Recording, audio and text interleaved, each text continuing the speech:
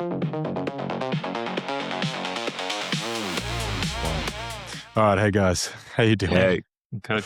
So like I was saying, it's not really a novel approach at this point, but fairly new for websites. And what we're doing is, you've got OpenAI's web API. It's pretty good, but like it's still finding the top 10 results and then serving out what it finds from those that makes sense and matches the search query.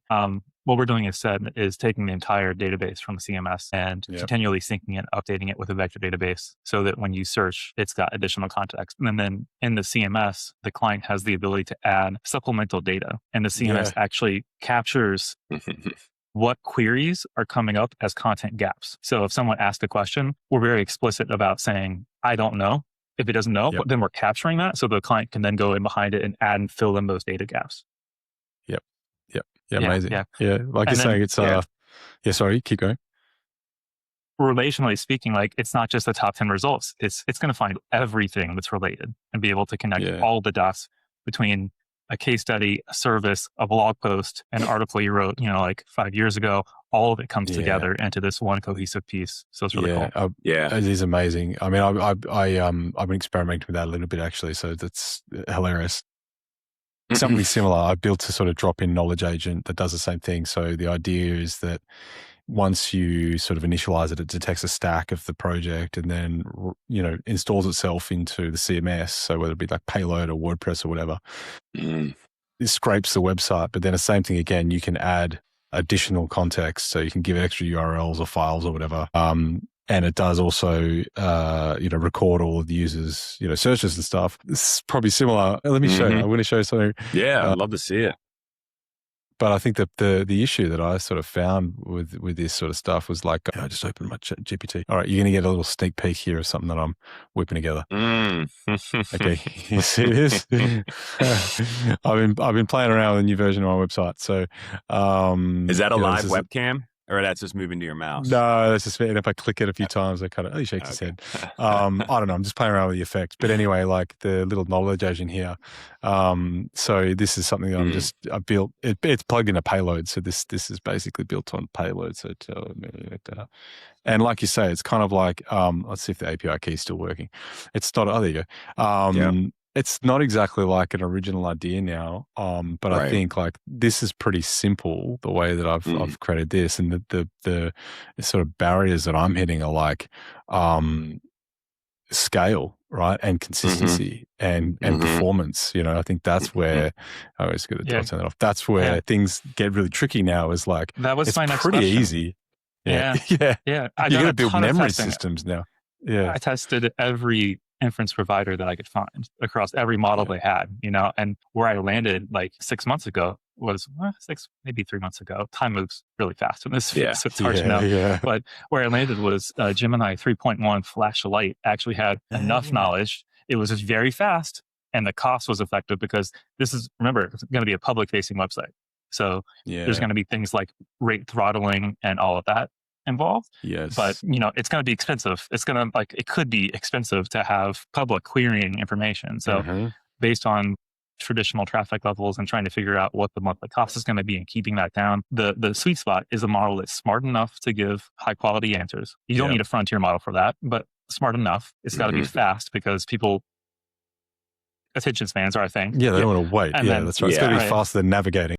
Yeah. And then, cost ultimately at the end of the day is a factor. So finding that sweet spot. And I was telling Yianni, I was like, I feel like I'm in a simulation because like last week, I was like, I wonder if there's a new version of Gemini Flashlight. And sure enough, like it was like 30 minutes ago, Google released Gemini 3.5 Flashlight. And I was like, what is this?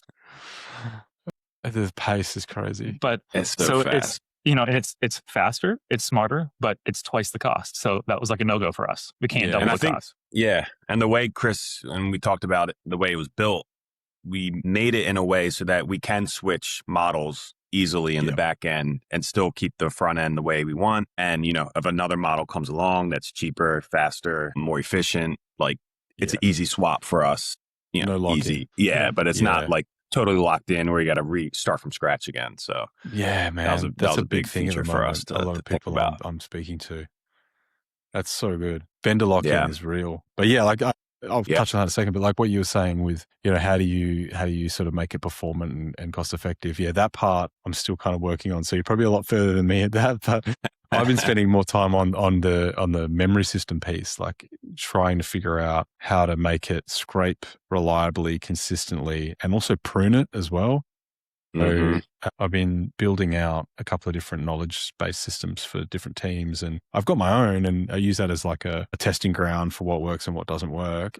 And now it's a really hard challenge. It's because you have to have some sort of machine, like you say, we have to run it locally. So the one team I'm working with, they have a machine in their office, which I've built something that sort of runs, cron every hour, and it just watches directories and it looks for new files, and then it ingests it, and then that gets exposed through an agent in a tool that I'm building with them at the moment, so the whole team can kind of get context across everything, but it's super challenging to make it performant. And yeah, the memory pruning pieces, I've just tried the new, I think it's like Claude uses it. It's like Dream. Have you heard the Dream approach? Yeah, I just kind of pilfered that and just gave it a go. It seems to be working well, but I've not done anything where if I was working on a system that needed to serve like, I don't know, 1 million hits a month or something, what that would cost. Right. Yeah. It scales very quickly. And it's expensive. Like using these tools is not cheap. I'm finding that as well. So it's like, what is it? Codex is like, it's a ChatGPT app now, but it's just like this random number generator. You have this like weekly amount of tokens you're allowed to use, and it just gets reset all the time. And like, do I have it up or not? Anyway, it's crazy. Sometimes sorry. I was gonna say, like, which one are you in Cursor? Or are you leaning into Cursor? It seems like that's what Chris uses, and like the best one because it gives you access to all of them. I use both. I use Cursor and Codex. I've stopped using Claude. I just can't stand the way Claude communicates. It's probably less a capability thing. It's just the way it talks. It's like, just stop. Let's address the elephant in the room here. Grok 4.5 just like came in and was like, oh, I'm here, right? Yeah, man, I love it. I love it. I've been using it a lot. It's been sort of a bit of a daily driver in Cursor. I sent a post out the other day. It's like, it reminds me of the field medic. It just runs out and goes, what's wrong with you? Okay, I'll patch you up. You're good to go. It just real quick, get in and out. And it's brilliant. It's just so far. And it blew me away. But the thing that I found with it is because it acts like a field medic, it just kind of patches the thing that you want it to do. And it doesn't think about all these other things, I found anyway. Yeah. But then like because I use a Codex as well, Soul is really good. I really like the way it thinks, but it'll just sit there and just go through every possible thing and just go off on a tangent. Yeah. It's like this alternative healer that goes, and tell me about your childhood trauma, and and it just off it goes. And so there's this like weird, it's working it out, like what kind of personality or what model's good for what. And that's why I think, to your point, like Cursor's so great because you can just, hey, ask Soul to do this, and you don't even need to just do it. I found that like my go-to now is using a really strong model for planning and then using something like Rock for execution. And Cursor actually ran a test where they created SQLite from scratch based on just the documentation. They just fed it the documentation and said go. And they used a combination of using single models and then combinations of models as planners and executors. And they found that they could reduce the cost like crazy if they just did that planning execution combo. What do you do then if you're doing that sort of stuff? How are you keeping your sort of requirements and sort of tests consistent, or do you even care? Does it even matter? So I guess it depends on the project and what you're building, but so I have a go-to tech stack, and within that tech stack, I've got Cursor rules files currently that really keep things on Rails. So it's really hard for the AI to drift off and do unwanted things. So that handles requirements most of the time, but I'm also very, I've done this for 13 plus years. So I'm very explicit in my prompts. I'm not vague hardly ever. I'm like saying like, go off and do this with this using this thing. And remember this thing over here. And also this thing needs to be handled in a certain way. And then he goes and does it. Yep. So I'm rarely saying like, hey, build this component. I'm learning it's been a journey for me to like learn to be able to like hand off things a little vaguely because I want to have that level of control, but also, we just worked on a project where it was smaller. We could move fast. Yianni used AI for design. He was using, Amazing. I think, Pencil or now pin.dev, I think they're calling themselves, to like, go in and like clean up the file, make sure it was like very organized for me. And then I was able to throw templates at the time, Opus 4.8, and just say like, build it, just go. Here's the Figma MCP, go. And got through 8 templates in an hour. Like, and the work, it wasn't ready, right? I had to go back behind it, but it was like, I took a really thoughtful approach to it. And it took me a week. 8 templates, like speed. Pre-AI, it would have been like 4 to 6 months to build all of that from hand, just by scratch, like writing every line. So like you're like, I can't, I've seen a lot. I have to hand off. Yeah. And I don't know, Yianni, how deep do you want to go on stuff? We don't have to talk directly about the client, but like the process around design. I want to know where you guys are at with that at the moment, but just touching on the dev stuff, like I had this, I built my own harness probably 2 months ago, maybe 2-3 months ago, I think, because I found that all of these agents were just doing inconsistent work, right? They would just, every time you spin up a session, they'd like, I've got to get my rules down, as you're saying, Chris. So I built this very robust harness where it's like, the requirements have to be this way. Then I want people to check the requirements. Then I want you to create all the user stories. Then I want you to create all the tests, the way that all the tests are going to run and everything, and blah, blah, blah, blah, blah. Anyway, so on and so forth. And it works really well, but it takes so long. And so it was brilliant for complex software, like big, large scale software. Everything would be generated consistently. The work would be great, but it'd take forever. And I started to realize that the models were kind of fighting the harness because they were getting a lot smarter. And you don't need to create a 5-lens approach anymore. It just does it when you say plan. I don't need to create a separate security agent or a separate UX agent. It just does it. And so I stripped it right out, like 90% reduction in all of my, code and whatever. I got like no different in quality output, and like it was a lot faster. And now I've been experimenting just not doing it at all, because these teams like Cursor and ChatGPT and whatever, they're much faster at building this sort of stuff. So I'm finding a really lightweight approach to it is kind of really helping in terms of speed things up. So yeah. Yianni, do you want to talk about the embedded stuff or no? The which stuff? The embedded judgment stuff, like the skill files in Figma kind of thing. That, and also like the automated building stuff that we talked about. Yeah, I mean, right now it's like in design, I think it's been exciting because, we're working with Chris. We've been building sites for 15 years. We kind of know the structure we want and the efficiencies that we can get with AI. So it's a lot of like, how do we just dial all this in just so that we can, save some time in certain areas? Like for me in design, like I want to stay in the creative. I want to work on layouts, look at the type, look at the colors, and work on the visuals. And I don't really want to set the variables in Figma and manually go through and set all the type styles and, make sure there's mobile variants of everything. Like that stuff to me is more just like the tedious, like it needs to get done, but not the best use of my time, I think. So it's been great for me to leverage AI, Figma, or using other apps like pen.dev, where it's like, all right, I've done the messy creative work. I have the base level here. Like maybe this is the homepage design and the type. Now I'll prompt AI to, go through and audit the system, make sure everything has a type style set to it, make sure they're color variables. And I work closely with Chris to be like, what's the best way that we can now translate this to dev? Like, what are the variables you're looking for? And we're making sure that those two things are in sync so that when design is ready, his engineering part can take off and he's already running quickly. And we're, 80% there to get the ball rolling. So amazing. Yeah, it's super amazing.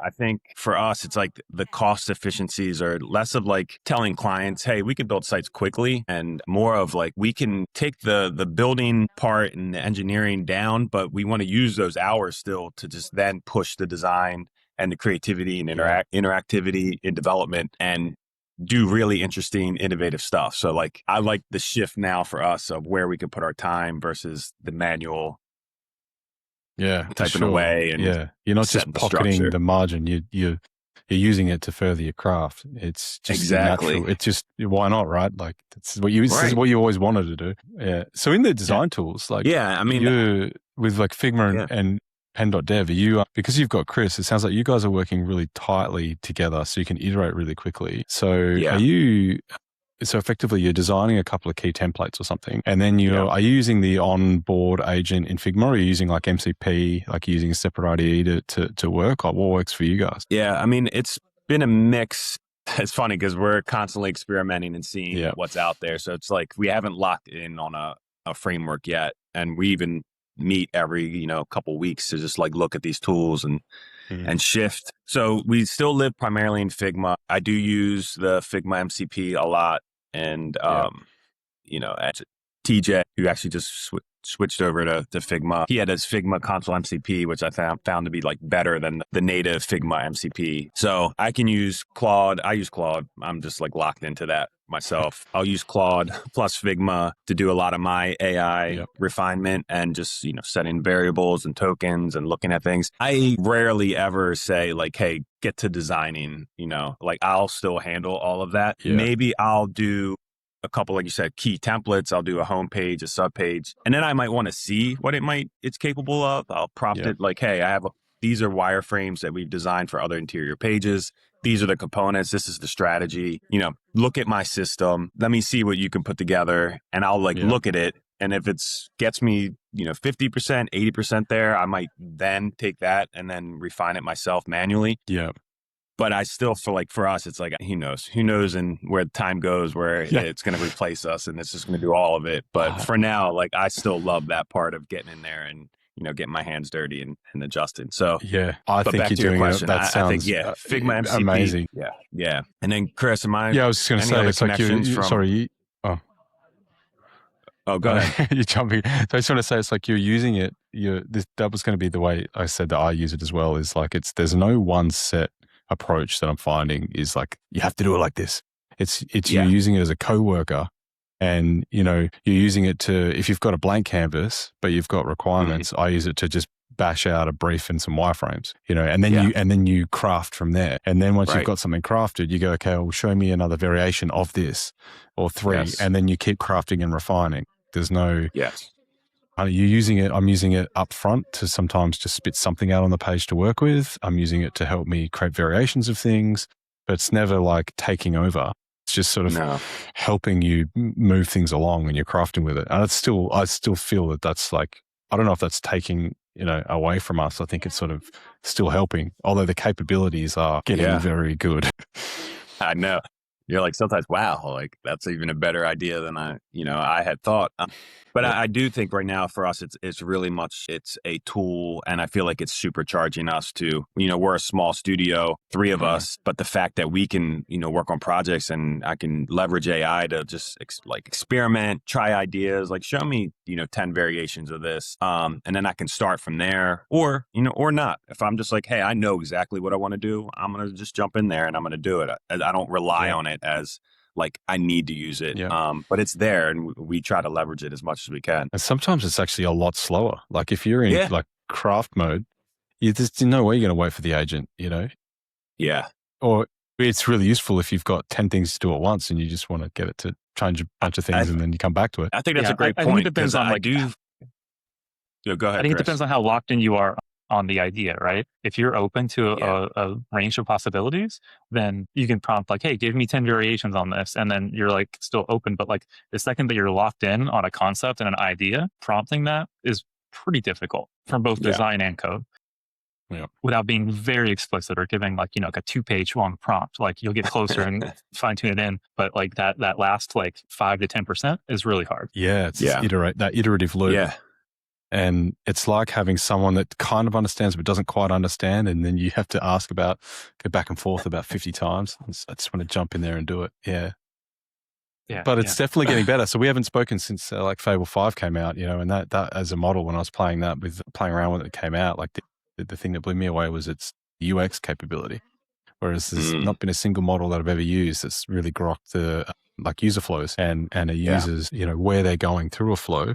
So when it was generating flows for me in pen.dev, and I gave it the requirements. I was like, this is actually really good. Like this is like almost senior level. It's actually improved the UX of what I thought it should be. And it made some really smart decisions on a particular, like just a small app that I was working on. And that kind of shook me a little bit because I was like, okay, well, where's it going?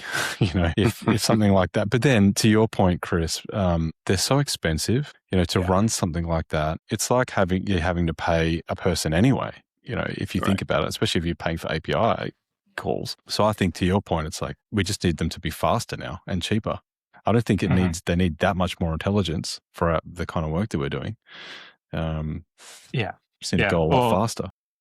And the frontier companies don't want you to know that. They want to keep you on that frontier pricing structure. Yeah, exactly. Yeah, but the open source battle is going to change that, right? Like Kimmy's open weights were yesterday? And now people are already optimizing it. Yeah. It's going to be interesting, though, to see what happens there. I don't know how. In the US, I think it's a little difficult because, Kimmy K3 is introducing itself as Claude 10 to 15% of the time. It's really obvious that model was distilled on table. So I don't know where that's going to go. That's an interesting one. But Thinking Machines actually did release an open weight model. It's not competing on Frontier, but it is the best open weight model that's US based right now, which is good. And, it's got some room to grow. But I think as long as there's at least one company pushing on that front, that'll put a lot of pressure on frontier companies. Like we see already, Opus 5 is 50% the cost, roughly 50% the cost of Fable 5. And according to artificial analysis, outperforms it.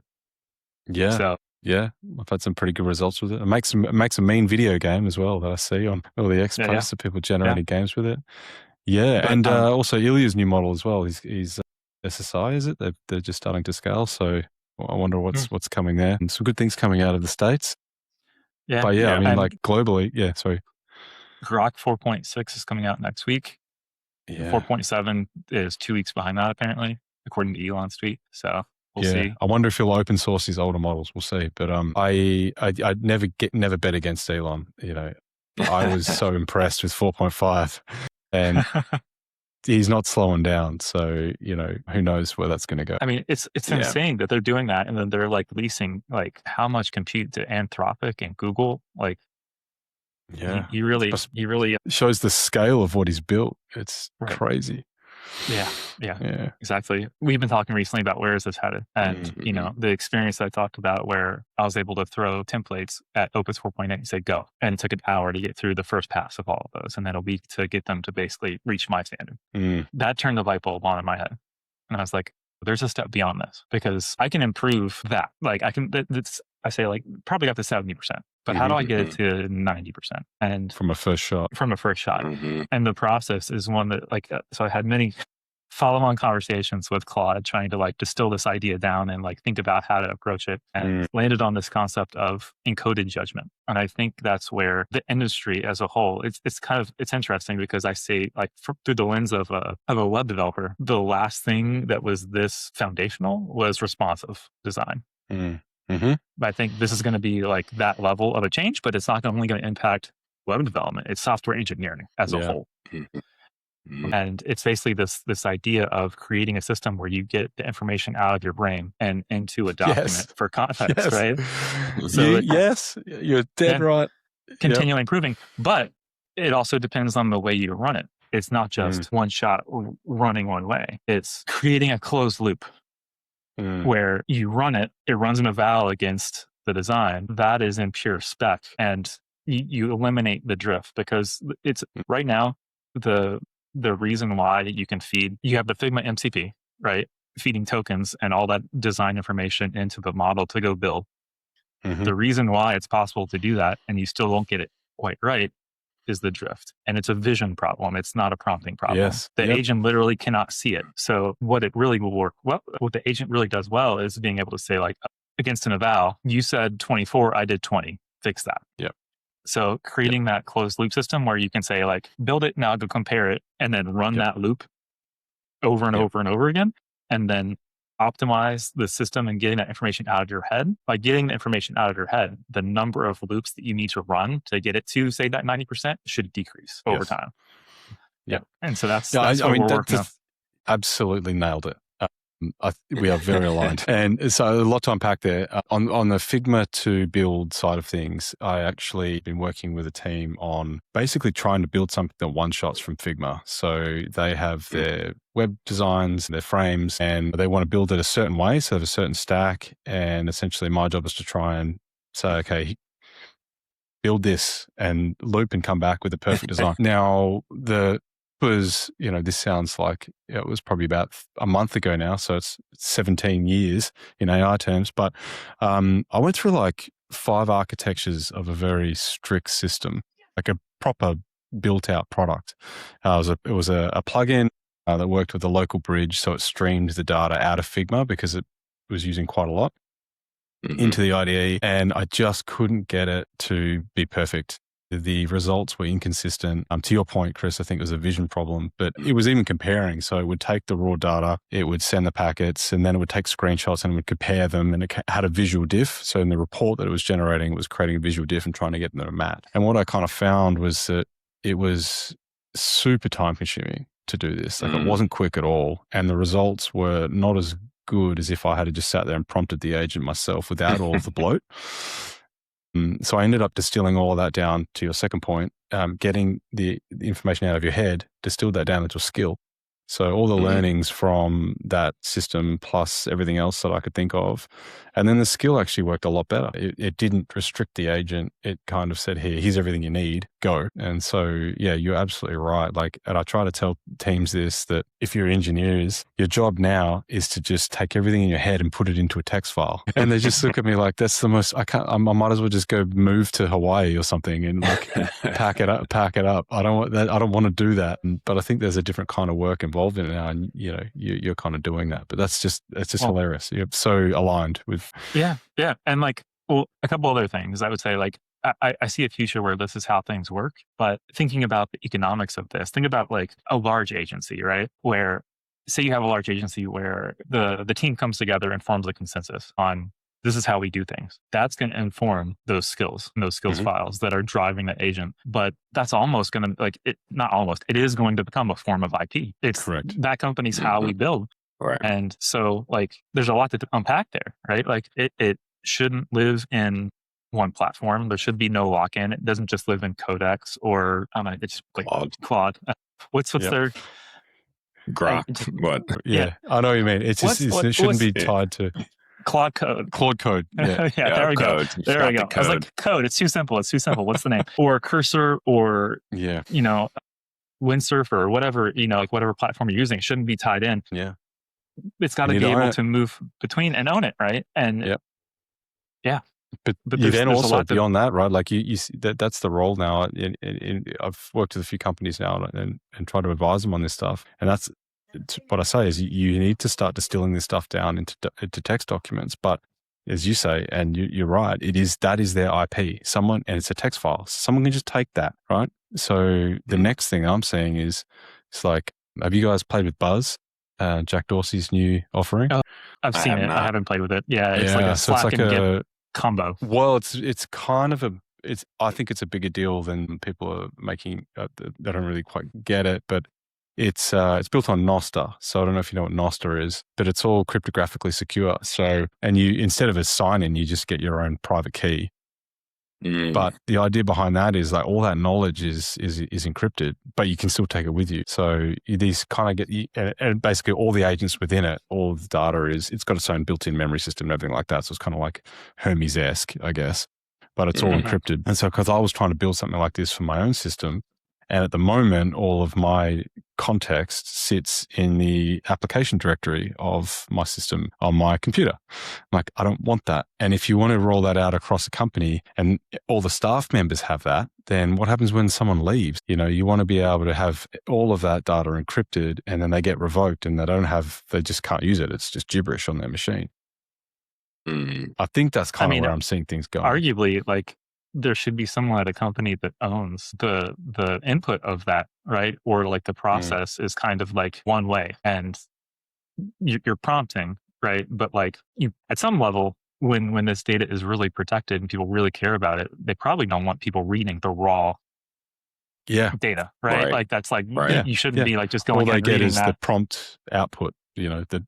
Right. Yeah. Yeah. And then you got to worry about people distilling your company's knowledge through there. But then like, where does it go from there? Right. Because this world isn't strictly agency. And like even from DEEO standpoint, as being a small studio, a small agency, a small company, like we can build this, right? What happens if we decide we're going to build something like that and then we're going to go out and sell it? And what happens when you get like companies that want to do the same thing and they start selling theirs? And then you have this like almost like cross-pollination effect of like, this is how I do it. This is how I do it. This is how I do it. Yeah. And then like that's right. soon enough, like it's all just out there. And then like, what is the secret sauce that what's the, where's the value? I don't know. The secret sauce is the company knowledge, the company context. That's it. It's 100% that's it. Because if you're selling a product or service and you're doing it better than the competitor, it ain't the software you're using that's letting you do that. It's all the value is it comes down to the people. Yeah. It's the people. Exactly. Yeah. Yeah. And you can distill a lot of that down into text files to help people work faster. And the system around that, like you say, everyone's going to be building these. But what is that distillation? I think that's why I mentioned Buzz, because I think this heavily encrypted approach is probably where it seems to make the most sense. Until, agents can crack encryption, which is probably not too far off. Mythos. Get in there. Yeah, nothing's safe. Yeah. No. But I mean, if they crack that, right, there's bigger things to, that cracks banking, encryption and stuff. So that's like, some companies' knowledge is, Jared, you mentioned payload CMS earlier. That's something we've been looking at and talking about. How you've been using it? You like it? Like, what are your thoughts on it? Yeah. I really like it just because it's easy. It seems very agent friendly. I've just used it a couple of times. My new site uses it. I just asked the agent, set me up a payload CMS. And, a few minutes later, there it was. All my pages and content was there. And then I could just work with the agent on changing things. Okay. Yeah.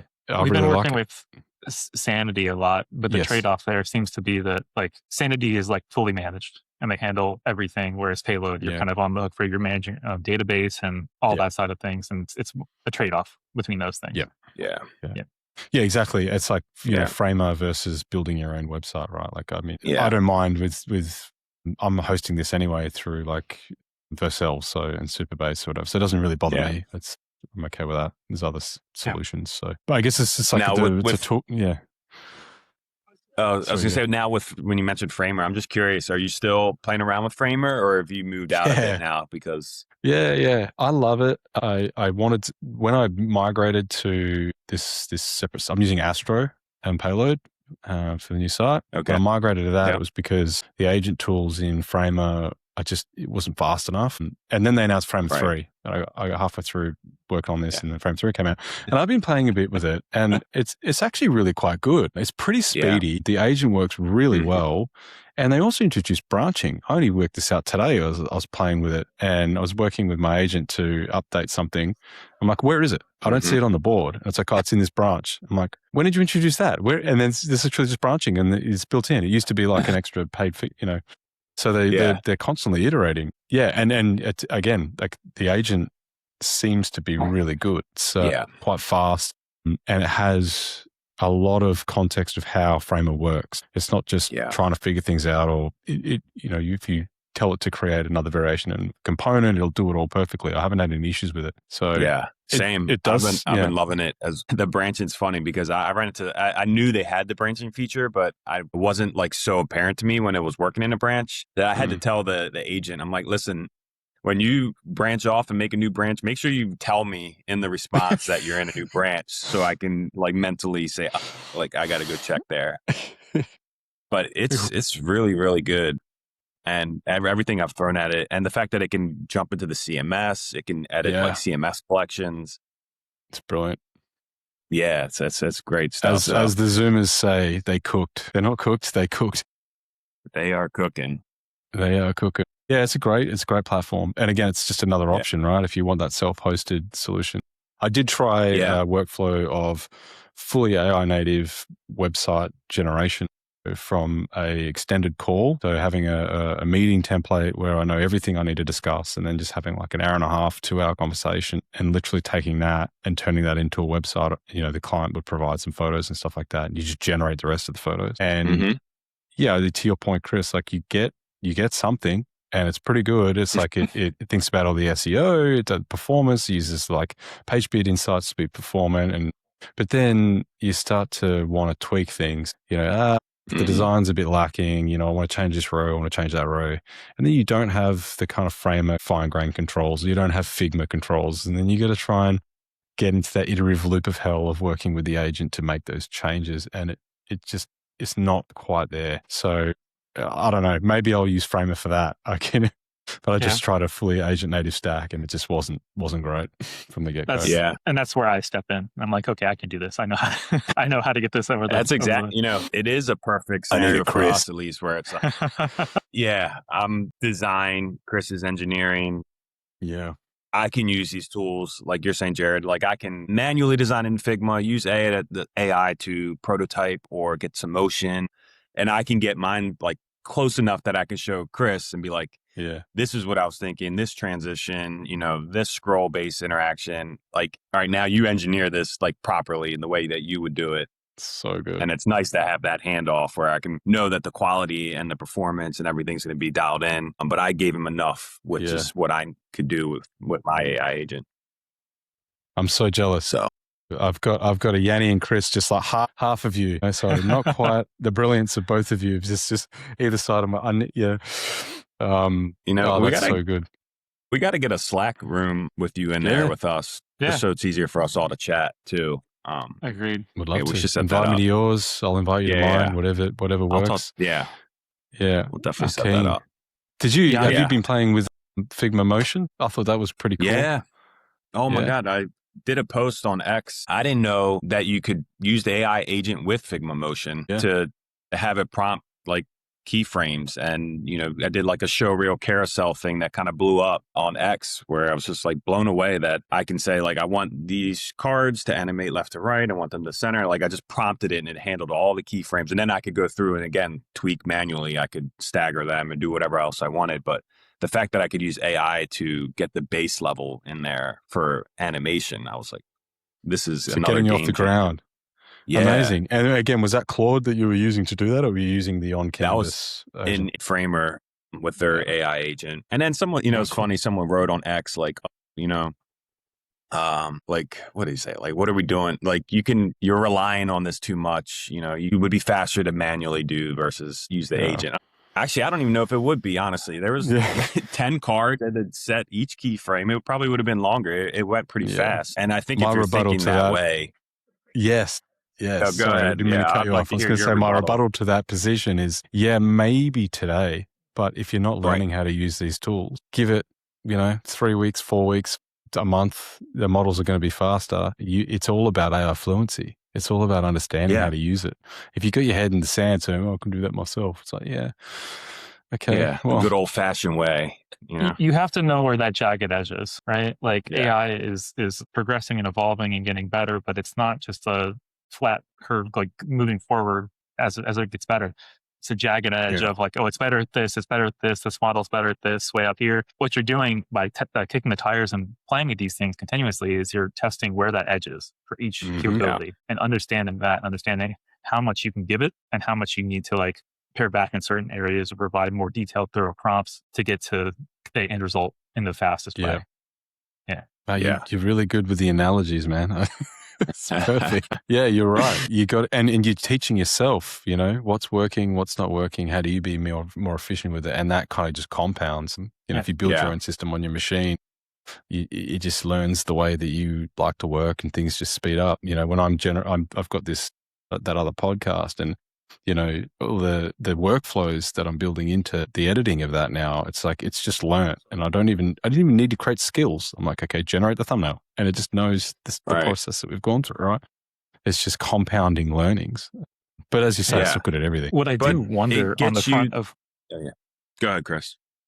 What I do wonder is, like I see encoded judgment as the future of this, and how do we capture what's in our brains? And what's really surprising to me is that Cursor or some other platform hasn't already created a feature where it's like creating the UI to say, here are all the decisions you made today. Let's walk through these and decide, is this something that is unique to this build or unique to this client? Or is this something that's universal that should be part Saved. of a saved as like pulled into your knowledge base or your context. It's like an end of day wind down session where that's a really good idea because it just disappears and you just kind of cross your fingers. You have to ask it. Do we learn that? Where do we learn that? Where is that? I really like that.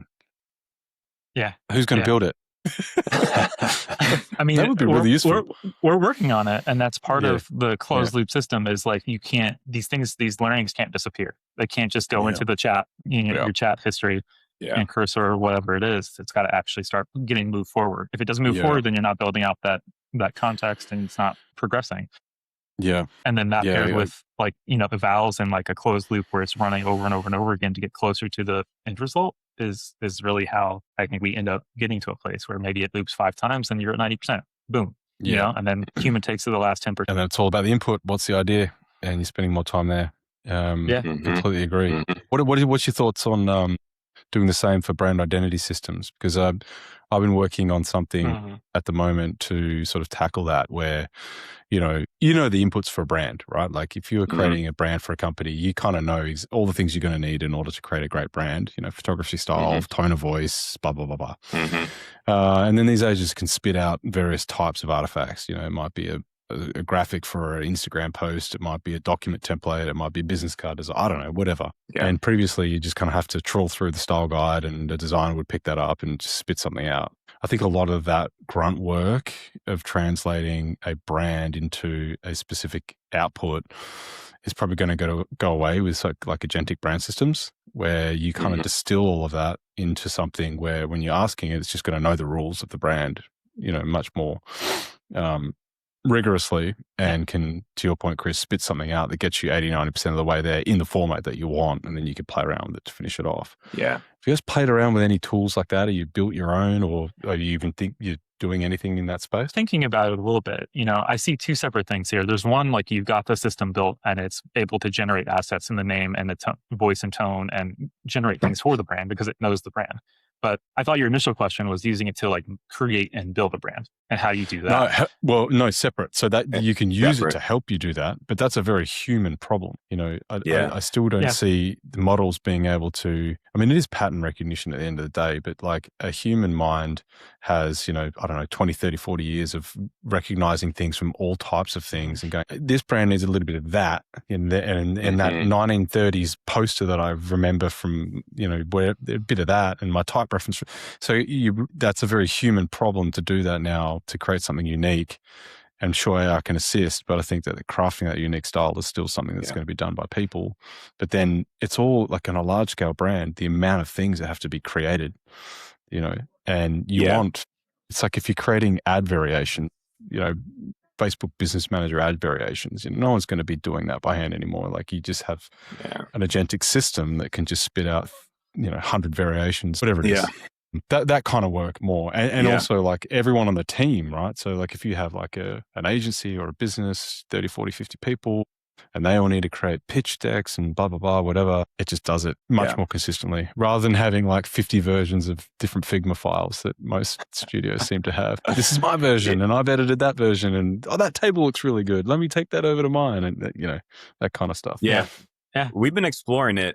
This project we're working on now, I think we're getting there. Like we're building custom branding, like element generators. Like it builds the textures. You can use these toolings that we built, so you can go in there and you can adjust and you can export out some of the graphics in the brand style that we set. They also have some like interaction ones and parts of the system, but we haven't designed or built yet the full like. Everything is in there. You get the typography. You can say like, this is a presentation deck. Like I want this on brand. It's going to be for this, export and give me those files. But I think we're really getting there. Figma just announced their AI like skills agent. I don't know if you saw that one, Jared, where I think it's kind of meant for this. We just talked about it last week and we haven't internally dove in too deep, but it's meant for that where you can feed it voice and tone, colors, everything, and say, all right, give me 3 social post variations on this topic, and it'll, export, put them on the canvas. It's not Weave, or is it like it's a skill system, or is it Weave? Integrated with It's in Weave. Figma Okay. skills. It's not Weave, but yeah. So I haven't, again, it's like, these things keep dropping every day. So it's like when you find time to play with it. But when I saw that, I was like, ooh, this is pretty powerful. Cause at least for me, like I know there's probably scenarios where there's people that aren't in the design and creative, but they, they're marketing and they're just like, all right, give me the rules and I'll just look at the variations and I'll pick one. But for now, for me, like I like that it's in Figma and they're editable layers and I can refine and then maybe that closed loop, I can see what it gave me and I can then feed back in, never do this or continue to do this. At the end of the day, ask the question. Yeah. But you could get it to generate it, like generate in Figma or generate in Claude Design or Canva. It's up to the client, right? Yeah, I just see it being something. I'm seeing a few people now with that product, and I'm working on one myself. So I just wanted to see where you guys were at with it. But it's a meaty internally problem too. It is a meaty one, and like Monica handles the strategy, and she does a lot of LinkedIn posts, and she's getting more comfortable with Figma, but I'm constantly trying to find ways to make her life easier where she knows what she wants to say. She doesn't want to really mess around with things in Figma, but give her a platform, AI, whatever it is that she can just say like, this is the idea of the post. This is the language I want. And it generates something in our brand that she can then use and save some time for her. So we're internally trying to figure it out. We're also trying to figure it out for clients. And it's close. That's the best way to do it. Dog food it. If it works for you, it'll work for everyone else. Exactly. Right. Yeah. Yeah. Well, keep me up to date with it. I want to do the same. I will. I will. Yeah. Cool. Anything else you noticed, guys, lately that jumped out at you as being amazing? Any experiments? I don't know about amazing, but Yianni was mentioning using the Figma console MCP from TJ. Yeah. TJ, he created this MCP for Figma before the official Figma, and it had to write capabilities into Figma before the official Figma MCP did. Crazy. So he actually is now over at Figma. He's joined Figma and he's working with them directly. Yeah. But he released an article a couple of days ago on the title is "Use AI to Need Less AI." And it's a really interesting article. It's kind of on the edge of the encoded judgment and a closed loop system, but more on the design system side, because that's what he works in, is design system. So it's not really talking about the build too much. But one interesting thing that he mentions in here is basically talking about how, like, when you go to build and you're using a Figma MCP or Figma console MCP, one of the first steps is getting those tokens from the design system into the agent. And there's a layer of interpretation there, which is part of that initial problem of a little bit of drift, the vision problem that's happening.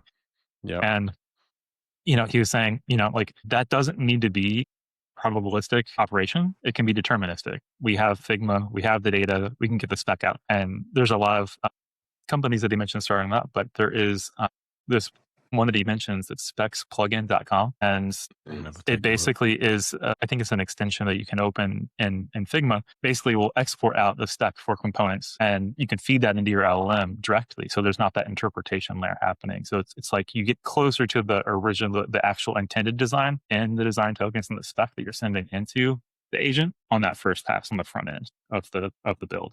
Cool. And as they mentioned, like it's, the speed to run it is like 1 second. Agentic Figma extraction is 5 to 10 minutes.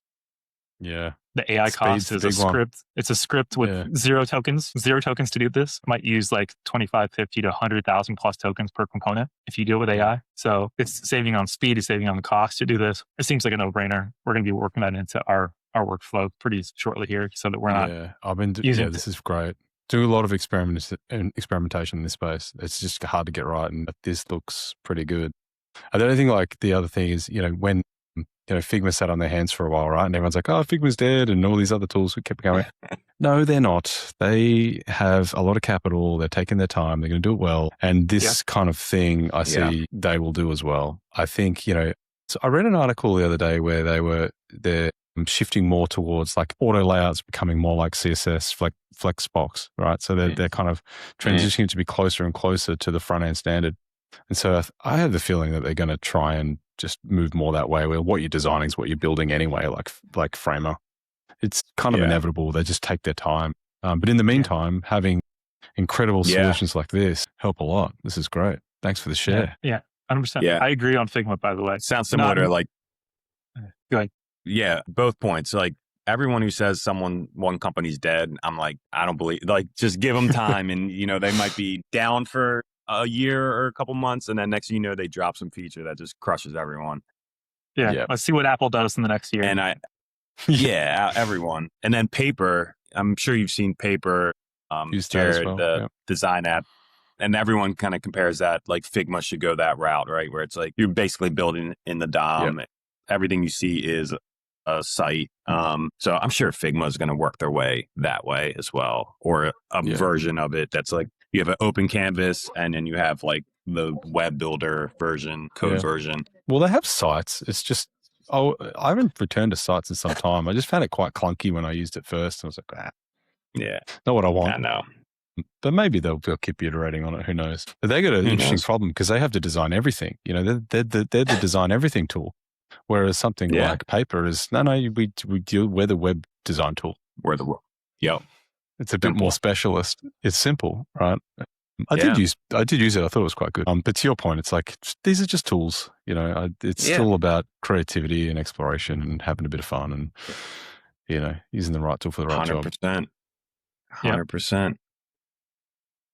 One more thing was, I was mentioning, like, Cursor did test on creating SQLite from documentation and having single agents run versus having a planner and execution agent.